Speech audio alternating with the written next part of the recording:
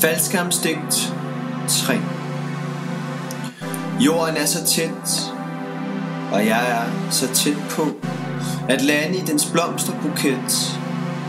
Himlen er alt for blå, og grunden der nærmer sig er så brun. Faldet har været sorgens monsun. Måske lander jeg i frygt for dagens trompeterende basun. Måske lander jeg trygt på nogle hovedpudeduer. Og måske kan jeg kysse dig lige på munden, her på grunden, fra faldet, fra bunden.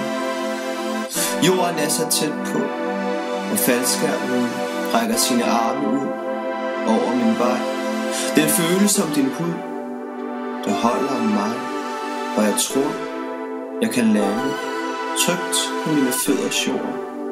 Jeg ved, hvor jeg vil lande. Det sted, hvor mine læber rammer din pande og din krop. Hvorfor skal der være så langt op? Hvorfor skal der være så langt ned? Hvorfor har nogen fundet på, at nogle af dem er farbare at gå?